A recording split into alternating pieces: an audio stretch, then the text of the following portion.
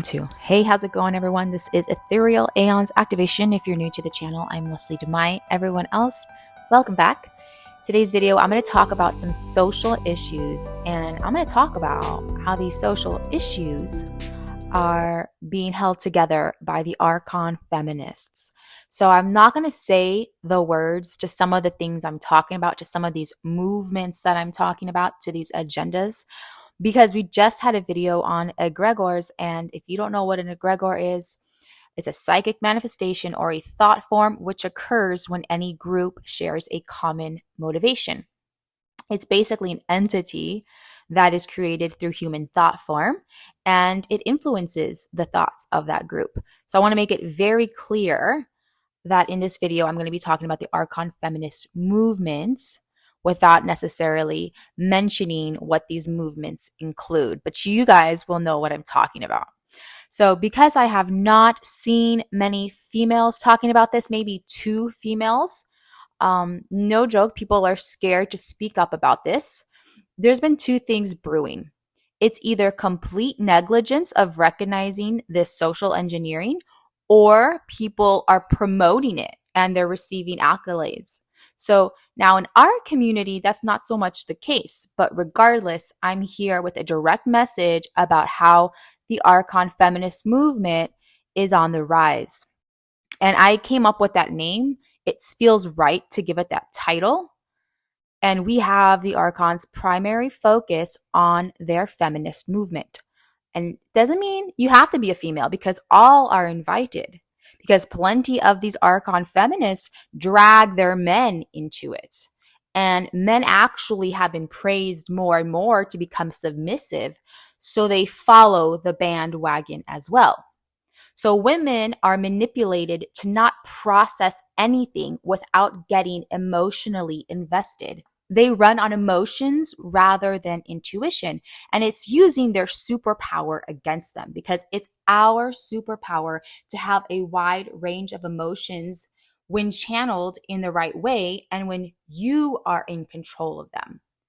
But it's this inclusivity and oversharing. It's a cycle that's happening, and it's building up an archontic egregore. And people are happily obliging to this and energy vampirism. So one praises another to then be praised in return later. Oh, look at me. I attended this event. I'm a part of a minority group. So it's not even like they're pushing the envelope. It's not even as if there's any true honor or bravery about it, because they're going to automatically get praise for it. You are proud to be a victim. This is the same way social media works. I've seen it firsthand. And while there might not be anything corrupt about that, the truth is it's a tactic that primarily works on females. You don't see straight men praising each other on social media or in real life for being morbidly obese.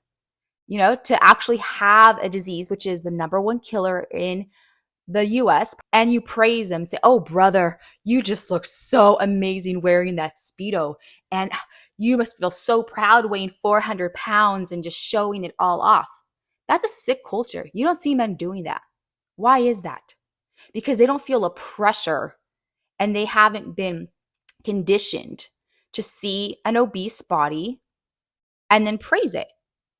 And that's why we're seeing, well, that I don't really see it everywhere because I don't subscribe to that. But when I inform myself, I can see how obviously wrong it is to praise disease, because we know why they are being praised. We know they want people to be sick. We know they want people to be dependent on their systems and medicines, and to really mess up the people. So when a bunch of these satanic agendas are pushed out, the females are already programmed to accept it. Okay, so the same females who should be mama bears and protecting their children, this is how they get future generations. So they condition women to protest their rights to, we're going to talk about another subject here, to murder children. And if you don't agree, you're an anti-female, even if you're a female.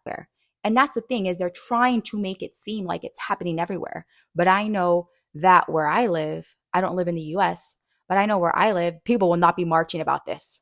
Okay? Because first of all, what about their great grandmother? You know, your ancestors would be shamed. They would be in shame. They would be in shock. They would not be able to believe people are actually protesting this. It's convenient for me.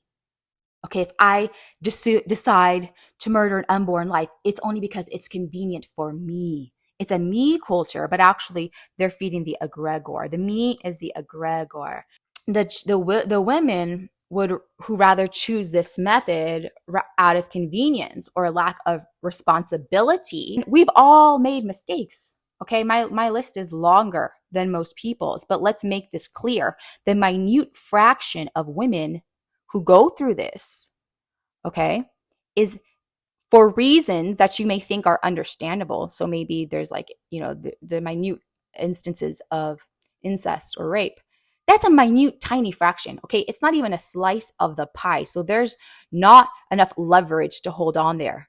This is how we know we're living in a reality that is run by these evil, non human forces. It's blasphemy. And what it actually is a reflection of mass brain washing in the name of blood and sacrifice and murder. The Archon feminist movement is nothing more than a massive hive mind push, and it's an agenda that has been deployed to put females in a cult. It's a cult of always agreeing with all and any social trends and political beliefs. And this belief of using no true judgment, because judgment's so bad, and no discernment, because that's just an even more precise way of judgment, and we can't do that. And it's a fear of being labeled as anything other than the label they're already happily a part of. So these people are in these bubbles, and if you're in this bubble and you're the only one that's like trying to get out of it, they're going to drag you down any way they can. And yes, these are mainly NPCs, but these agendas have bled over to other spiritual communities. And most of the accessible teachers on consciousness are a part of these agendas as well. And that's why I have an issue with this. And that's why I'm speaking about this, because you have to be careful, as many of these spiritual teachers are going to have agendas in this more and more as time goes on, because it's so obvious that there's so many agendas now and different types of systems trying to wiggle their way in and become legal or socially acceptable. Okay, so if something's legal, what that basically means is that it's socially acceptable, and then it's socially engineering and programming the future generations. So this was just a little bit of what I wanted to share with you guys about all of these different jokes and craziness that we're seeing. Basically, it's absolutely disgusting, and I don't care what someone thinks about me if I don't believe in their BS message. So I hope that you're standing up and listening to your intuition instead of being persuaded through your beautiful wide range of emotions. Give yourself some gratitude as well, because you're not in the middle of that hive mind, that crazy hive that is tearing apart souls and any sort of sovereignty and any sort of hope of really evolving. These people are heavily invested in a cult that is collapsing. So please like and subscribe. Check out the links in my description. And also, I have a live workshop coming up. It's on May 4th.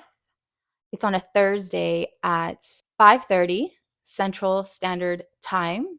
And we are going to be going through a tribal clearing, activation, and healing session. So I'm going to be sharing with you modalities and techniques to increase your life force energy, clear blockages, and really heal on a deep level. These techniques you can do on your own. And so you can really incorporate these qigong, these pranayama, these different types of breathworks, actually, not just pranayama, these yoga and these energy healing modalities I'm going to share with you, including acupressure and humming. I'm going to share with you guys what I do, what's helped me. I've been, teaching these types of practices for a long time, so I'm excited to get a group of people together and have it like a super intimate evening of showing you these techniques and then guiding you into a state of awareness where you can access your divine intelligence and self-healing abilities. This workshop will be available to you for lifetime access, so you can always go back to it if you had any questions on any of the movements. And it's going to be really helpful on your journey and something you can use every day after moving forward. So check out the link there, and I will talk to you guys very soon.